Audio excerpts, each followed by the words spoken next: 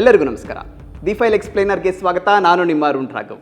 ನಾವು ಕಳೆದ ಸಂಚಿಕೆಯಲ್ಲಿ ವೆಹಿಕಲ್ ಲೊಕೇಶನ್ ಟ್ರ್ಯಾಕಿಂಗ್ ಡಿವೈಸ್ ಮತ್ತು ಎಮರ್ಜೆನ್ಸಿ ಪ್ಯಾನಿಕ್ ಬಟನ್ಗಳ ಟೆಂಡರ್ ಪ್ರಕ್ರಿಯೆಯಲ್ಲಿ ಕೇಳಿಬಂದಂತಹ ಲೋಪಗಳ ಬಗ್ಗೆ ದಾಖಲೆ ಸಮೇತವಾಗಿ ನಿಮ್ಮ ಮುಂದೆ ಇಟ್ಟಿದ್ವಿ. ಹೇಗೆ ಸರಿಯಾಗಿ ಟೆಕ್ನಿಕಲ್ ಇವ್ಯಾಲ್ಯೂಯೇಷನ್ನೇ ಮಾಡದೆ 13 ಕಂಪನಿಗಳನ್ನು ರೆಕಮೆಂಡ್ ಮಾಡಲಾಗಿತ್ತು ಅನ್ನುವಂಥದ್ದನ್ನು ಹೇಳಿದ್ವಿ. ಅದರ ಮುಂದುವರೆದ ಭಾಗವಾಗಿ ನಮ್ಮ ದಿ ಫೈಲ್ನ ತನಿಖಾ ತಂಡ ಇನ್ನಷ್ಟು ಮಾಹಿತಿಗಳನ್ನು ಕಲೆ ಹಾಕಿದೆ. ನಮ್ಮ ದೇಶದ ಹೆಮ್ಮೆಯಾದಂಥ ಇಸ್ರೋ ಇದನ್ನು ಸಂತೋಷದಿಂದ ಮಾಡ್ತೀವಿ ಅಂತ ಒಪ್ಕೊಂಡಿರುತ್ತೆ. ಆದರೆ ಸರ್ಕಾರ ಇಸ್ರೋನ ಡ್ರಾಪ್ ಮಾಡಿರುತ್ತೆ. ಈ ಎಲ್ಲ ಮಾಹಿತಿಗಳನ್ನು ದಾಖಲೆ ಸಮೇತವಾಗಿ ಈ ಸಂಚಿಕೆಯಲ್ಲಿ ನಿಮ್ಮ ಮುಂದೆ ಹಂಚ್ಕೋತೀರಿ. ಬನ್ನಿ. ಈ 13 ಕಂಪನಿಗಳಲ್ಲಿ 11ನೇ ಕಂಪನಿಯಾದಂಥ ರೋಸ್ ಮೆರಾಟಾ ಆಟೋಟೆಕ್ ಪ್ರೈವೇಟ್ ಲಿಮಿಟೆಡ್ ಅನ್ನುವಂಥ ಕಂಪನಿಯನ್ನು ನೀವು ಗಮನಿಸಿದ್ದೀರಾ. ಈ ಕಂಪನಿಯದ್ದು ಒಂದು ಹಿನ್ನೆಲೆ ಇದೆ. ಏನದು? ಈ ರೋಸ್ ಮೆರಾಟಾ ಕಂಪನಿಯ ಬಗ್ಗೆ ನಾವು ಜನವರಿ 19, 2024 ಒಂದು ವರದಿಯನ್ನು ಮಾಡಿರ್ತೀವಿ. ಆ ವರದಿಯಲ್ಲಿ ಏನಿದೆ ಅಂತ ಹೇಳ್ತೀನಿ. ಸ್ಮಾರ್ಟ್ ಕಾರ್ಡ್ ಹಾಗೂ ಇನ್ನಿತರೆ ಕಾರ್ಡ್ಗಳನ್ನು ಪೂರೈಸುವಲ್ಲಿ ಆರ್ಥಿಕ ನಷ್ಟಕ್ಕೆ ಕಾರಣವಾಗಿದೆ ಎಂಬ ಪ್ರಕರಣದಲ್ಲಿ ಇದೇ ರೋಸ್ ಮೆರಾಟಾ ಟೆಕ್ನಾಲಜಿ ಕಂಪನಿಯೂ ಸೇರಿದಂತೆ ಇದಕ್ಕೆ ಸಹಕರಿಸಿದ್ದರು ಎಂಬ ಆರೋಪಕ್ಕೆ ಗುರಿಯಾಗಿರುವ ನಿವೃತ್ತ IPS ಅಧಿಕಾರಿ ಶಿವಕುಮಾರ್ ಅವರ ವಿರುದ್ಧವೂ CID ತನಿಖೆಗೆ ಮುಂದಾಗಿದೆ. ಇದಕ್ಕೆ ಪೂರಕವಾಗಿ ಠಾಣೆಯಲ್ಲಿ FIR ದಾಖಲಿಸಲು ಕ್ರಮಗಳನ್ನು ಕೈಗೊಳ್ಳಬೇಕು ಎಂದು ಈಗಾಗಲೇ ನಿರ್ದೇಶನ ನೀಡಿದೆ ಅಂತ ಹೇಳುತ್ತೆ. ಅಷ್ಟೇ ಅಲ್ಲ, ಇದರ ಬೆನ್ನಿನಲ್ಲೇ ಈ ಪ್ಯಾನಿಕ್ ಬಟನ್ ಸಾಧನ ಸರಬರಾಜು ಮಾಡಲು ಅರ್ಹ ಸಂಸ್ಥೆಗಳ ಪಟ್ಟಿಯಲ್ಲಿ ಈ ಕಂಪನಿಯನ್ನು ಸೇರಿಸಲಾಗುತ್ತೆ.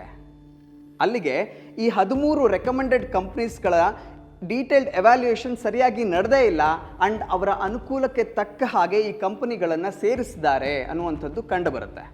ಇಲ್ಲಿ ಇನ್ನೊಂದು ಮಜಾ ಏನಂದರೆ, ಹೇಗೆ ಸಮಿತಿಗಳನ್ನು ರಚನೆ ಮಾಡಿದ್ದಾರೆ ಅಂತ. 2 ಸಮಿತಿಗಳಿದೆ.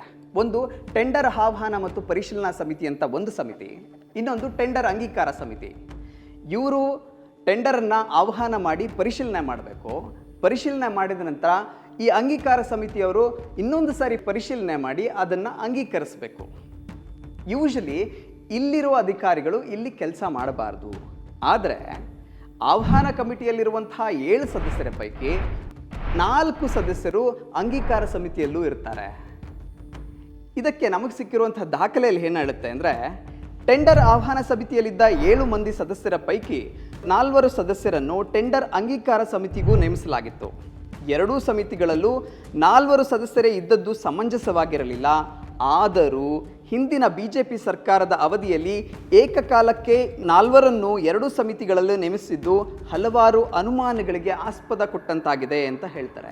ಅಷ್ಟೇ ಅಲ್ಲ, ಸಾರಿಗೆ ಇಲಾಖೆ ಆಯುಕ್ತರು ಸರ್ಕಾರಕ್ಕೆ ಒಂದು ಪತ್ರ ಬರೀತಾರೆ. ಏನು ಆ ಪತ್ರದಲ್ಲಿ ಇರುತ್ತೆ ಅಂದರೆ, ಟೆಂಡರ್ ಆಹ್ವಾನಿಸುವ ಸಮಿತಿಯ ಸದಸ್ಯರುಗಳು ಸಹ ಟೆಂಡರ್ ಅಂಗೀಕಾರ ಸಮಿತಿಯಲ್ಲಿಯೂ ಇರುವುದರಿಂದ ಟೆಂಡರ್ ಅಂಗೀಕಾರದ ಕುರಿತು ತೀರ್ಮಾನ ಕೈಗೊಳ್ಳುವುದು ಸಮಂಜಸವಾಗಿರುವುದಿಲ್ಲ ಅಂತ ಪತ್ರ ಬರೀತಾರೆ.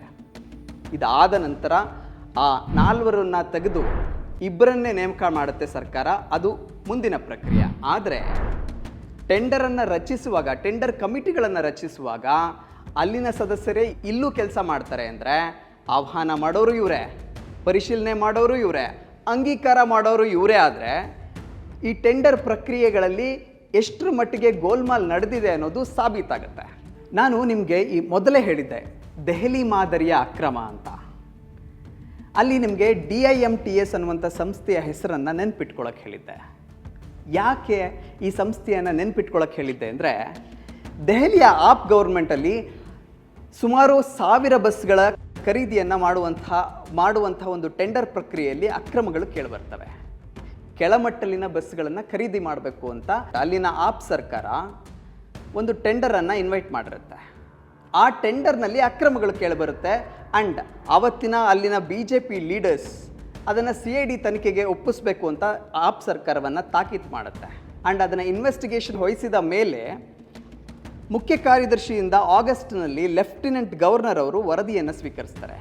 ಆ ವರದಿಯಲ್ಲಿ ಏನಿರುತ್ತೆ ಅಂದರೆ, ಟೆಂಡರ್ ಪ್ರಕ್ರಿಯೆಯಲ್ಲಿ ಗಂಭೀರವಾದಂತಹ ಅವ್ಯವಹಾರಗಳು ನಡೆದಿದೆ ಅಂತ ತೋರಿಸುತ್ತೆ ಅಂತ ಹೇಳ್ತಾರೆ. ಅಷ್ಟೇ ಅಲ್ಲ, ಇದು ಕೇಂದ್ರ ವಿಚಕ್ಷಣಾ ಆಯೋಗದ ಮಾರ್ಗಸೂಚಿಗಳು ಮತ್ತು ಸಾಮಾನ್ಯ ಹಣಕಾಸು ನಿಯಮಗಳ ಸಂಪೂರ್ಣ ಉಲ್ಲಂಘನೆ ಆಗಿದೆ ಅಂತ ಹೇಳಿ ಆ ಟೆಂಡರನ್ನು ಕ್ಯಾನ್ಸಲ್ ಮಾಡಲಾಗುತ್ತೆ. ಅಷ್ಟೇ ಅಲ್ಲ, ಈ ಟೆಂಡರ್ ನಿರ್ವಹಣಾ ಸಲಹೆಗಾರನಾಗಿ DIMTSನ ಯಾಕೆ ನೇಮಿಸಿರಬಹುದು ಅಂದರೆ, ಈ ಖರೀದಿಯಲ್ಲಿನ ಅಕ್ರಮಗಳನ್ನು ಸುಗಮಗೊಳಿಸುವ ಉದ್ದೇಶದಿಂದನೇ ಮಾಡಲಾಗಿದೆ ಅಂತಲೂ ಅವರು ಹೇಳ್ತಾರೆ. ಆದರೆ ನಮ್ಮ ಕರ್ನಾಟಕದಲ್ಲಿ ಈ VLT ಡಿವೈಸ್ ಮತ್ತು ಪ್ಯಾನಿಕ್ ಬಟನ್ಗಳ ಟೆಂಡರ್ ಪ್ರಕ್ರಿಯೆಯಲ್ಲೂ ಆಗ್ತಿರೋದು ಇದೇ ತರಹದ ಅವ್ಯವಹಾರ. ಹೌದು, ಎಲ್ಲೋ ಒಂದು ಕಡೆ DIMTS ಇದನ್ನು ಪಾರದರ್ಶಕವಾಗಿ ನಡೆಸಿಲ್ಲ ಅನ್ನೋದು ನಮಗೆ ಕಂಡು ಬರ್ತಾ ಇದೆ. ಅದರ ಬಗ್ಗೆ ನಮಗೆ ಇನ್ನೊಂದು ಮಾಹಿತಿ ಇದೆ. ಆ ದಾಖಲೆ ಏನು ಹೇಳುತ್ತೆ ಅಂದರೆ, DIMTS ಏನು 13 ಕಂಪ್ನಿಗಳನ್ನು ರೆಕಮೆಂಡ್ ಮಾಡ್ತು, ಆ 13 ಕಂಪ್ನಿಗಳ ಲಿಸ್ಟನ್ನು 3 ಬಾರಿ ಸೇರ್ಪಡೆಗಳನ್ನು ಮಾಡುತ್ತೆ. ಆದರೆ ಆ ಸೇರ್ಪಡೆ ಮಾಡಿದಂತಹ ದಿನಾಂಕಗಳು ಮತ್ತು ವಿವರಗಳನ್ನು ಅದು ನೀಡೋಲ್ಲ ಅಂತ, ಮತ್ತು ಬೌದ್ಧಿಕ ದಾಖಲೆಗಳನ್ನು ಪರಿಶೀಲಿಸುವುದಾಗಿ ನಮೂದಿಸಿರುವ 27 ಬಿಡ್ಡರ್ಗಳ ವಿವರಗಳನ್ನೇ ನೀಡಿರೋಲ್ಲ ಅಂತ. ಅಷ್ಟೇ ಅಲ್ಲ, ಅಂತಿಮಗೊಳಿಸಲಾದ 22 ಬಿಡ್ಡರ್ಗಳನ್ನು ಈ ಪ್ರೊಕ್ಯೂರ್ಮೆಂಟ್ ಪೋರ್ಟಲ್ಗಳಲ್ಲಿ ಮುದ್ರಿತ ಪ್ರತಿಗಳನ್ನು ನೀಡಿರೋಲ್ಲ ಅಂತ. ಆ್ಯಂಡ್ 27 ಬಿಡ್ಡರ್ಗಳ ಬೌದ್ಧಿಕ ದಾಖಲೆ ಅಂದರೆ ಡಾಕ್ಯುಮೆಂಟ್ಸ್ನ ಕಲೆಕ್ಟ್ ಮಾಡಿದಂತಹ ಸಿಬ್ಬಂದಿ ಮತ್ತು ಅಧಿಕಾರಿಗಳ ಹೆಸರುಗಳನ್ನು ಅದು ನೀಡಲ್ಲ ಅಂತ. ಅಲ್ಲಿಗೆ ನಮಗೆ ಸ್ಪಷ್ಟ ಆಗುತ್ತೆ, DIMTS ಅನ್ನುವಂತಹ ಕಂಪ್ನಿ ಇದನ್ನು ಪಾರದರ್ಶಕವಾಗಿ ನಡೆಸಿಲ್ಲ. ಆ್ಯಂಡ್ ಇಲ್ಲಿಯೂ ಕೂಡ ಈ ಅವ್ಯವಹಾರಗಳನ್ನು ಸುಗಮಗೊಳಿಸುವುದಕ್ಕಾಗಿಯೇ DIMTS ಸಂಸ್ಥೆಯನ್ನು ಆಯ್ಕೆ ಮಾಡಿಕೊಂಡಿದ್ದಾರೆ ಅನ್ನೋದು ನಮಗೆ ಮನಗಾಣ್ತಿದೆ. ಈ DIMTS ಅನ್ನುವಂಥ ಸಂಸ್ಥೆಯನ್ನು ಆಯ್ಕೆ ಮಾಡ್ಕೊಳ್ಳೋಕ್ಕೂ ಮುನ್ನ ಸರ್ಕಾರ ಇಸ್ರೋ ಸಂಸ್ಥೆಯನ್ನು ಕೇಳಿರುತ್ತೆ, ನೀವೇ ನಮ್ಮ ಸ್ಟೇಟಲ್ಲಿ PMU ಆಗಿ ಕೆಲಸ ಮಾಡಿಕೊಡಿ, ಈ VLT ಡಿವೈಸ್ಗಳನ್ನು ಇಂಪ್ಲಿಮೆಂಟೇಷನನ್ನು ಮಾಡಿಕೊಡಿ ಅಂತ ಕೇಳಿರುತ್ತೆ. ಅದಕ್ಕೆ ಇಸ್ರೋ ಕೂಡ ಸಂತೋಷದಿಂದ ಒಪ್ಪೋದಲ್ಲದೆ NSIL ಅನ್ನುವಂತಹ ಕಂಪ್ನಿಯಿಂದ ಉಚಿತವಾಗಿ DPR ಡೀಟೇಲ್ ಪ್ರಾಜೆಕ್ಟ್ ರಿಪೋರ್ಟನ್ನು ಮಾಡಿಸ್ಕೊಡ್ತೀವಿ ಅಂತ ಹೇಳಿರುತ್ತೆ. ಸರ್ಕಾರ ಡೀಟೇಲ್ ರಿಪೋರ್ಟನ್ನು ಸ್ಟಾರ್ಟ್ ಮಾಡಿ ಅಂತ NSIL ಅವ್ರಿಗೆ ಹೇಳಿದಾಗ NSIL ಒಂದು ಮಾತು ಹೇಳುತ್ತೆ, ಎಂಟೈರ್ ಸ್ಕೋಪ್ ಆಫ್ ದ ಪ್ರಾಜೆಕ್ಟ್ದು ಫರ್ಮ್ ಆರ್ಡರ್ನ ಪ್ಲೇಸ್ ಮಾಡಿಬಿಡಿ, ಆಮೇಲೆ ನಾವು ಪ್ರಾಜೆಕ್ಟನ್ನು ಸ್ಟಾರ್ಟ್ ಮಾಡ್ತೀವಿ ಅಂತ ಹೇಳುತ್ತೆ. ಅದಕ್ಕೆ ಸರ್ಕಾರ ಹಣಕಾಸು ಇಲಾಖೆ ಮೇಲೆ ಹಾಕಿ ಇಸ್ರೋ ಜೊತೆಗಿನ ಈ ಒಡಂಬಡಿಕೆಯಿಂದ ಆಚೆ ಬರುತ್ತೆ. ಅಂದರೆ ಇಸ್ರೋವನ್ನು ಡ್ರಾಪ್ ಮಾಡಲಾಗುತ್ತೆ. ಬರೀ ಇಸ್ರೋ ಅಲ್ಲ, ಇಸ್ರೋ ಆದಮೇಲೆ ಐಡೆಕ್ ಅನ್ನುವಂಥ ಕಂಪ್ನಿ ಕೂಡ ಬಂದಿರುತ್ತೆ. ಇದಾದಮೇಲೆ CDAC ಅನ್ನುವಂಥ ಕಂಪ್ನಿನೂ ಬಂದಿರುತ್ತೆ. CDAC ಅನ್ನುವಂತಹ ಕಂಪ್ನಿ ಕೇವಲ 19ರಿಂದ 20 ಕೋಟಿ ರೂಪಾಯಿಗಳ ವೆಚ್ಚದಲ್ಲಿ ಇದನ್ನು ಮಾಡಿಕೊಡ್ತೀವಿ ಅಂತ ಹೇಳಿರುತ್ತೆ. ಆದರೆ ಸರ್ಕಾರ ಒಂದು ಪ್ರಶ್ನೆಯನ್ನು ಕೇಳುತ್ತೆ, ನಮ್ಮ ಪ್ರಾಜೆಕ್ಟ್ ರಿಪೋರ್ಟಲ್ಲಿ ಈ ಅಂದಾಜು ಯೋಜನೆಯ ವೆಚ್ಚ 33 ಕೋಟಿ ರೂಪಾಯಿಗಳು ಅಂತ ಹೇಳಿದ್ವಿ, ನೀವು ಹೇಗೆ 20 ಕೋಟಿ ರೂಪಾಯಿಗಳಲ್ಲಿ ಮಾಡಿಕೊಡ್ತೀರಾ ಅಂತ ಕೇಳಿದಾಗ CDAC ಅದಕ್ಕೆ ಜಸ್ಟಿಫಿಕೇಷನನ್ನು ಕೊಡುತ್ತೆ. ನಾವು ಪಬ್ಲಿಕ್ ಸೆಕ್ಟರ್ ಅಂದರೆ ಸೆಂಟ್ರಲ್ ಗೌರ್ಮೆಂಟಿನ ಒಂದು ಅಂಗವಾಗಿ ಕೆಲಸ ಮಾಡ್ತಾ ಇದ್ದೀವಿ, ಅದಲ್ಲದೆ ಈಗಾಗಲೇ ಈ ಯೋಜನೆಯನ್ನು 4ಕ್ಕಿಂತಲೂ ಹೆಚ್ಚು ರಾಜ್ಯಗಳಲ್ಲಿ ನಾವು ಈಗಾಗಲೇ ಮಾಡಿಕೊಟ್ಟಿರೋದ್ರಿಂದ ನಮಗೆ ಬೇಕಾಗಿರುವಂತಹ ಅಪ್ಲಿಕೇಶನ್ಗಳು, ಸಾಫ್ಟ್ವೇರ್ಗಳು ಈಗಾಗಲೇ ನಮ್ಮ ಹತ್ರ ಇರೋದ್ರಿಂದ ನಾವು 19ರಿಂದ 20 ಕೋಟಿ ರೂಪಾಯಿಗಳ ವೆಚ್ಚದಲ್ಲಿ ಇದನ್ನು ಮಾಡಿಕೊಡ್ತೀವಿ ಅಂತ ಹೇಳುತ್ತೆ. ಅಷ್ಟೇ ಅಲ್ಲದೆ ಇದು ಓಪನ್ ಬಿಡ್ ಆಗಿತ್ತು, ಹಾಗಾಗಿ ನಾವು ಸ್ವಲ್ಪ ಲೋಯೆಸ್ಟನ್ನು ಕೋಟ್ ಮಾಡಿದ್ದೀವಿ ಅಂತಲೂ ಹೇಳುತ್ತೆ. ಈ ಸಮಜಾಯಿಷಿ ಕೊಟ್ಟರು ಆ್ಯಂಡ್ ಇದು ಪಬ್ಲಿಕ್ ಸೆಕ್ಟರ್ ಆಗಿ ಕನ್ಸಿಡರ್ ಮಾಡ್ಬೋದಾಗಿತ್ತು, ಬಟ್ ಸರ್ಕಾರ ಇದನ್ನು ಕನ್ಸಿಡರ್ ಮಾಡಲ್ಲ. ಎಲ್ಲವನ್ನೂ ಬಿಟ್ಟು, ಇಸ್ರೋ ಅಂತ ಸಂಸ್ಥೆಯನ್ನು ಬಿಟ್ಟು, ಐಡ್ಯಾಕನ್ನು ಬಿಟ್ಟು, CDAC ಅನ್ನುವಂಥ ಕಂಪ್ನಿಯನ್ನು ಬಿಟ್ಟು, ಕೊನೆಯದಾಗಿ DIMTS ಅನ್ನುವಂಥ ಸಂಸ್ಥೆಗೆ ತೆಗೆದುಕೊಂಡು ಹೋಗಿ ಇದರ PMU ಆಗಿ ಕೆಲಸ ಮಾಡಿ ಅಂತ ಅವರನ್ನೇ ತಂದು ಕೂರಿಸ್ತಾರೆ. ಅಲ್ಲಿಗೆ ಇದನ್ನು ಪ್ಲ್ಯಾನ್ ಮಾಡಿಯೇ ಮಾಡಲಾಗಿದೆ ಅನ್ನುವಂಥದ್ದು ಗೊತ್ತಾಗುತ್ತೆ. ನಮಗೆ ಇರುವ ಮಾಹಿತಿ ಪ್ರಕಾರ ಸರ್ಕಾರ ಈಗಾಗಲೇ ಒಂದು ಇಂಟರ್ನಲ್ ಇನ್ವೆಸ್ಟಿಗೇಷನ್ ಟೀಮನ್ನು ಸೆಟ್ ಮಾಡಿದೆ ಇದನ್ನು ಇನ್ವೆಸ್ಟಿಗೇಟ್ ಮಾಡಲಿಕ್ಕೆ. ಆದರೆ ಇಲ್ಲಿವರೆಗೂ ಶಿಸ್ತಿನ ಕ್ರಮವನ್ನು ತೆಗೆದುಕೊಂಡಿಲ್ಲ. ಯಾವ ಅಧಿಕಾರಿಗಳು ಇದರಲ್ಲಿ ಇನ್ವಾಲ್ವ್ ಆಗಿದ್ದಾರೆ ಆ ಅಧಿಕಾರಿಗಳ ಮೇಲೆ ಯಾವುದೇ ಶಿಸ್ತು ಕ್ರಮವನ್ನು ಇಲ್ಲಿ ತನಕ ತೆಗೆದುಕೊಂಡಿಲ್ಲ. ಅಷ್ಟಲ್ಲದೆ ಈ DIMTS ಅನ್ನುವಂಥ ಸಂಸ್ಥೆಯನ್ನು ಯಾಕೆ ನಾವು ಬ್ಲ್ಯಾಕ್ ಲಿಸ್ಟ್ ಮಾಡಬಾರ್ದು ಅಂತ ಕಂಪ್ನಿಯಿಂದ ಸಮಜಾಯಿಷಿಯನ್ನು ಕೇಳಿ ಅಂತ ಹೇಳಿರುತ್ತೆ.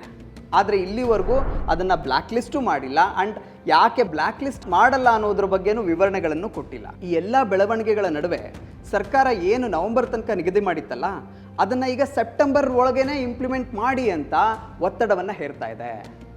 ಆ್ಯಂಡ್ ಈ ಒತ್ತಡ ನೇರವಾಗಿ ವಾಹನದ ಮಾಲೀಕರ ಮೇಲೆ ಆಗ್ತಿದೆ ವಿನಃ ಕಂಪ್ನಿಗಳ ದರದ ಮೇಲೆ ಯಾವುದೇ ರೀತಿಯಾದಂಥ ಪರಿಷ್ಕರಣೆ ಆಗಲಿ ಅದರ ಬಗ್ಗೆ ಚಕಾರವನ್ನೇ ಸರ್ಕಾರ ಎತ್ತುತ್ತಿಲ್ಲ. ಈಗಲೂ ಕಂಪ್ನಿಗಳು ಏನು ದರ ನಿಗದಿ ಮಾಡಿದವೋ ಅದೇ ದರದ ಮೇಲೆ ಸರ್ಕಾರ ಇನ್ನೂ ಹೋಗ್ತಾ ಇದೆ. ಈ ಟೆಂಡರ್ ಪ್ರಕ್ರಿಯೆ ಮತ್ತು ಈ ಪ್ರಕರಣ ಇನ್ನೂ ಅಂತ್ಯ ಕಂಡಿಲ್ಲ, ಇದು ಇನ್ನೂ ನಡೀತಾನೆ ಇದೆ. ಆ್ಯಂಡ್ B-File ಇದನ್ನು ಕಂಟಿನ್ಯೂಸ್ ಆಗಿ ವಾಚ್ ಮಾಡ್ತಾ ಇರುತ್ತೆ ಮತ್ತು ನಾವು ಇದರ ಇನ್ನಷ್ಟು ದಾಖಲೆ ಸಮೇತ ಮತ್ತೆ ನಿಮ್ಮ ಮುಂದೆ ಬರ್ತೀವಿ. ಅಲ್ಲಿವರೆಗೂ ನಮಸ್ಕಾರ.